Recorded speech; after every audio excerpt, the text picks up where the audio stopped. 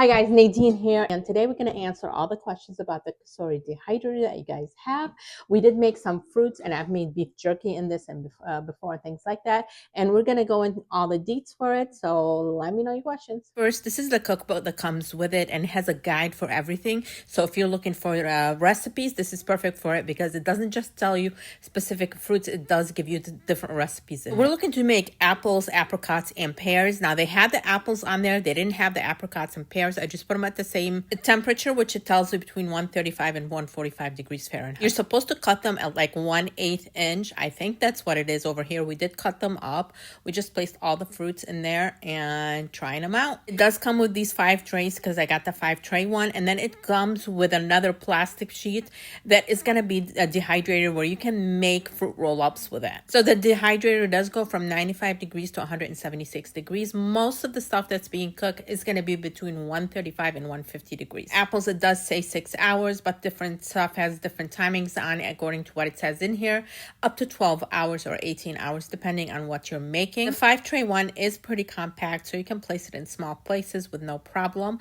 I would say each tray fits about 1 piece of fruit. The kiwi, we did put 2 kiwis in there, but the pear and the apple, each one took 1 tray. This is a 3-prong plug-in. It does make several things. I'm going to show you the jerky at the end, but it does make fruit, beef jerky, vegetables, and also yogurt. I don't know much about the yogurt yet. That's my next step to learn about it and try it out, and then I'll share a video about that with you guys. It has that fan in the back that's going to be circulating the air so it dries out. The ventilation is on the side, and these are the fruits coming out. I did take them out about 45 minutes earlier because I didn't have it all full, and we did take a couple of pieces beforehand to taste them to see if they were ready. So if you see a little space where there's no fruit on there, that's what happened right there, and they were actually pretty good, so delicious. Let's actually take a look at them put out. So here we are on the trays where they're a lot more compact, so you can easily put them away. And on here you see where the tray you can make the yogurt, and this one is for more the fruit roll-ups. And here are the beef jerky being made. They were so absolutely delicious. You just kind of take the meat after you marinate it all, put it in there,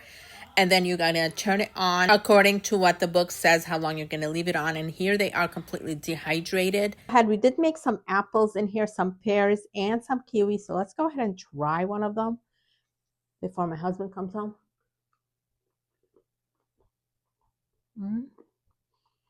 It's nice. It's got a crunch.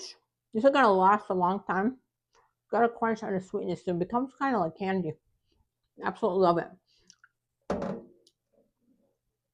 This does let your fruit last for much longer so that you can take it on the go when you're going. Instead of picking up some snack that's like preservatives and all of that, you have your homemade stuff that's all natural fruit. Love it.